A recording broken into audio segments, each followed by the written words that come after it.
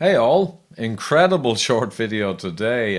The government has just released from the Central Statistics Office the mortality data for 2020 and 21. We have all prior years and the results are quite stunning, I assure you. So, really short video here and I'll just run through them and explain them and you will be amazed, trust me. And these figures represent general worldwide are pretty much similar outcomes. So, here we go.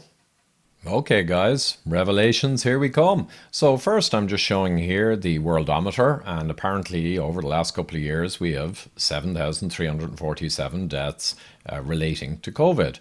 Okay, so that grounds us. This is what's claimed, and also claimed on the major Irish media over the last couple of years. Many thousands was claimed again and again and again. So that's okay, that's our baseline. But we look, and Eddie Hobbs tweeted the other day when the CSO came out, and he noted that, and he has the data personally sent to him, here's the details, that in 2020 there were only 61 deaths in people who had no comorbidities, i.e. directly died from COVID-19 without any other circumstances. And in 2021 it was actually higher, 92, but still, they're the numbers. So if we bring up the Worldometer we just showed, apparently within 28 days of death having a positive PCR, that defined these figures, 7,500 nearly. But we can see that directly driven from COVID with no comorbidities, the number for the 2 years is 153. Wow, that's a hell of a comparison. But anyway, you could argue that comorbidities should be included. Let's take another cut. So this came out again from the CSO from Good Questions, and the data is here for the prior years and 2020 and 21. So we'll just look in at 2020. We have 631 extra deaths over the prior year, but in 2018 it was practically the same. So 2020 and 2018 are comparable in excess death, which is the only measure you can ever use. Which is, to be honest, what myself and many other people were saying in late 2020 and 21, showing this, but no one wanted to know. Okay then. So let's now look back at the Worldometer data. And for 2020, there were approximately 2,300 deaths registered with a positive PCR within 28 days. So they're the apparent numbers. So let's compare now to the excess deaths in Ireland in 2020, and it's 631. However, we've just explained that prior years in the past 10 had the same, so you can only compare excess death in the context of prior years where no one had any particular focus and would be seen as normal. And in that case, the compare with the 2,300 is really around zero, because again, you can only compare 2020 excess mortality and mortality to prior years that were accepted as normal seasonal flu type problems occur. So that's it. So this compare is even more stark when using excess mortality, the real measure. You've got essentially in ways no real excess deaths compared to prior years versus 5,000 claimed shocking numbers in a country of 5 million. And that is the bottom line from CSO data. Interestingly, from Worldometer, 2021 is showing up as worse than 2020, which is kind of odd, because this is the year where we had the medications, the vaccines, we had a lot of people already immune, and we had a lot of susceptible had already passed in the big wave in 2020. And yet we've got more excess death also in the tables from the Central Statistics Office. So 2021 is kind of worse, but that makes no sense. But anyway, we won't go into detail today. We want to keep this video short. So another view, the fantastic Graham Neary, he's Irish, he got the data and he did his inimitable kind of graphs and compares. And the first one he did is 85 years and over, the mortality death rate.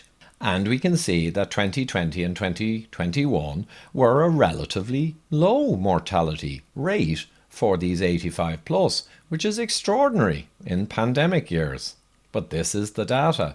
The reason, by the way, that the years I showed in the last table, the deaths do increase each year, is because we have more elderly in the demographic as the years go by. So overall deaths go from 30,000 to 31,000 to 32,000 per year as the years go by, but that's because we have a lot more elderly class people as the years go by. But this is the rate of death within the classes of age of people. So this is the real measure. And 20 and 21 both have relatively low rates for an aged person's disease pandemic year. And he did 65 to 84, and I won't go through in detail. The blue is the 80 to 84. But again, we're seeing nothing in the death rates per all these age groups. And when we look at 45 to 64, same thing. We've got nothing notable going on in the death rates for these age brackets. And we've got the younger age groups shown here as well, and we've got the youngest. But either way, across the board, there is nothing to report in the death rates per all the different age groups. And that's it. So astonishing data from the CSO. Hopefully I've given you an insight into it, helped interpret it and kind of illustrate it. And hopefully this gives you an idea of how severe this thing really was. I won't discuss the lockdown effectiveness because of censorship, but Johns Hopkins the other day published their study that had been attacked a few months ago when it came out before peer review, and their study is now published. It holds to the analysis outcome, which shows extreme lack of effectiveness, I think it's fair to say. And they also addressed in the final published study that they had a propaganda attack effectively against them earlier in the year. A bit like when Fauci et al. Went after the Great Barrington Declaration, same kind of thing. And it came from the Wellcome Foundation and other people with strong connections to industries with extreme conflicts of interest. But by the by, that's what happened. But their fully published version came out, and it adds to scores of similar analyses, which I've been sharing for a couple of years now.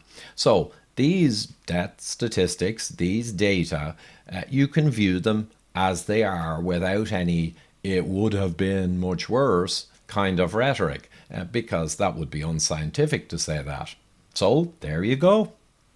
Well, hope you enjoyed that brief summary of government data published, and the links are provided.